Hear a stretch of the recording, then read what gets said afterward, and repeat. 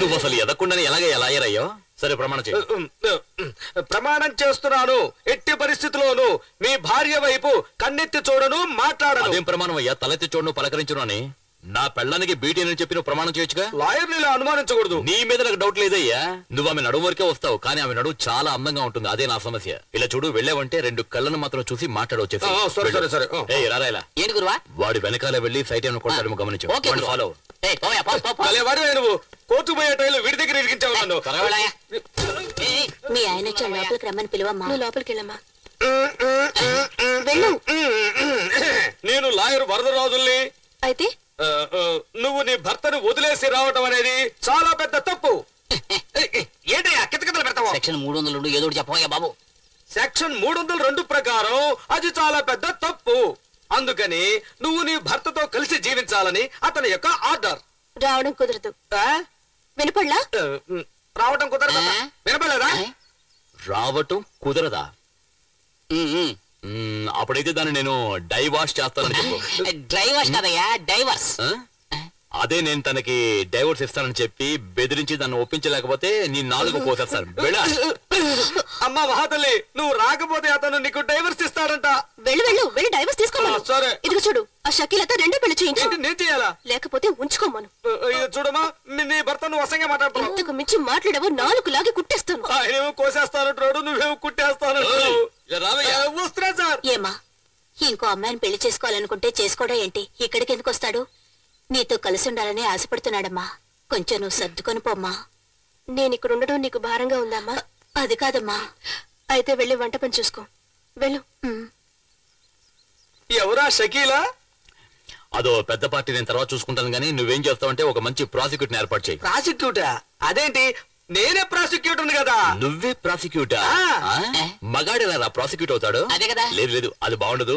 నువ్వు ఒక ఆడ ప్రాసిక్యూటర్ ఏర్పాటు చేయి. ఆడ ప్రాసిక్యూటర్? మీరు చెప్పేది నాకేం అర్థం కావట్లేదు. సీమ నుంచి వచ్చావా, చిట్టిగారి తింటావా, పెద్ద పొరకేసరా? ప్రాస్టిట్యూట్ అయ్యా. ప్రాస్టిట్యూటా? ఆ ఏరియానే ఉంటారో తెలీదు, అక్కడికి వెళ్దారా? నుంచి వచ్చా తెలిసి ఎగతాళి చేస్తే కేసు వేయొచ్చు, తెలియకుండా చేస్తున్నాడు. ఏం చేస్తావు? వాడుతున్నావండి.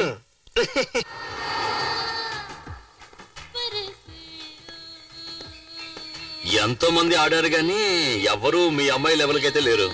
సరే, ఏంటి మ్యాటర్? తన భర్త మంచివాడుగా ఉండాలనుకుంటోంది. కరెక్టే. అదే అమాయకురాలు. అవును. సర్ది చెప్పి పంపిస్తాను. చూస్తే తెలియట్లే దండ యొక్క వెయిట్. దానికి ఒక మర్యాద ఇమ్మని చెప్పు. వెళ్ళు.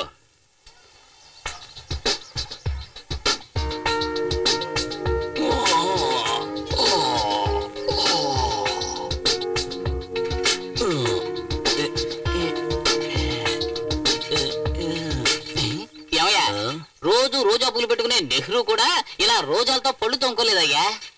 రోజా తెలుసు, నెహ్రూ ఎవరు? బాగుందయ్యా. ఏంటి పేస్టా? లేదయ్యా, నిన్న రాత్రంతా చప్పట్లతోని విధులతోని చెవులని దద్దరిల్లిపోయానుకో. కళ్ళు తెరిచినా మూసినా రోజాలే కనిపిస్తున్నాయి. 4 ఫుల్లు కొడితే ఎంత కిక్కెక్కుతుందో ఈ ఒక్క దండ వేసుకుంటే అంత మత్తయ్యా. నమస్కారం బాబు. నమస్కారం. అదేంటంటే ఇంతవరకు నాకు చేతులెత్తి దండం పెట్టేవాళ్ళు ఎవరు లేరు. కానీ ఇదేదో నిజంగా అనిపిస్తోంది. మనస్ఫూర్తిగా చెప్పాలంటే నా మనసులోనూ ఫస్ట్ టైం ఒక కోరిక పుట్టిందనిపిస్తోంది. ఇవాళ కూడా ఇటువంటి ఏర్పాటు ఏదైనా చెయ్యి. అదే దండలు గిండలు వేసి దండాలు పెట్టేటట్టుగా.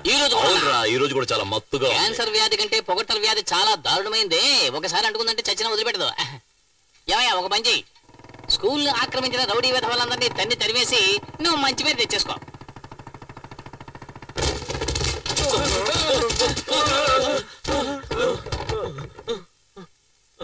ఏం నరసింహ సడన్ గా వచ్చి గొడవ చేస్తున్నావు? విషయం ఏంటి చెప్పు. ఈ చోటు ఖాళీ చేయడానికి ఎంత టైం పడుతుంది? 1 గంట పడుతుంది. అరగంటలోపు ఖాళీ చేయి. ఇప్పటికే 1 నిమిషం వేస్ట్ చేసావు. తాళాలివ్వు. దీనికి తగిలించు. మా బాస్ అడిగితే